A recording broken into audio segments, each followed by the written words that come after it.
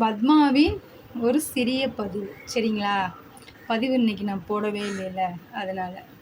அதாவது வந்து நமக்கு தெரிஞ்சவங்க அந்த ஐயா, அவருக்கு ஒரு 50 60 வயசு 70 வயசு இருக்கும் அவருக்கு. அந்த ஐயா எப்போதும் போவார் வருவார்.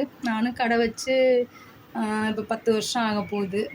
10 வருஷத்தில் அந்த ஐயா வந்து ஒரு 9 வருஷம் நான் அந்த ஐயாவோடலாம் பேசினது கூட கிடையாது. ஆனால் அவர் இப்போ இந்த ஒரு வருஷத்தளவாக தான் போகும்போது வரும்போது சிரிப்பார், பேசுவார், இங்கே வந்து உட்காருவார். அப்போது நேற்று பேசிக்கிட்டு இருக்கும்போது அந்த ஐயா சொன்னார், என்னம்மா காலம், என்னத்தை உழைக்கிறோம், என்னத்தை சாப்பிட்றோம், என்ன நீ காலங்கள் போக போகுதோ தெரியலம்மா அப்படின்னு ரொம்ப கவலைப்பட்டு சொன்னார். நான் சொன்னேன், ஏங்க அப்படி சொல்கிறீங்க?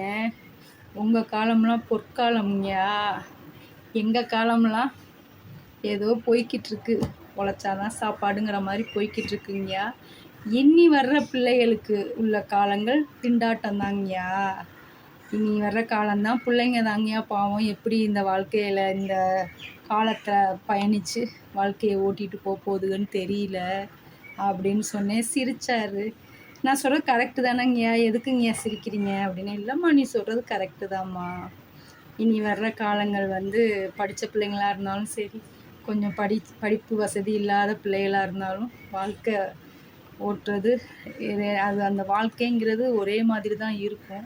அதில் கொஞ்சம் ஏற்றம் இறக்கம் இருக்க தான் செய்யும். அதுலேயும் பயணித்து போகிற பிள்ளைங்க தான் ஜெயிக்குங்க. உண்மையிலேயே எங்கள் காலம் பொற்காலம், உங்கள் காலம் ஏதோ போய்கிட்டு இருக்கு, இனி வர்ற பிள்ளைங்க காலம்தான் திண்டாட்டம், நீ சொல்கிறது கரெக்டு தான்மா அப்படின்னு சொன்னார். ஃப்ரெண்ட்ஸ், உங்களுக்கும் இது பிடிச்சிருந்துச்சின்னா ஒரு லைக் பண்ணுங்கள். பாய்.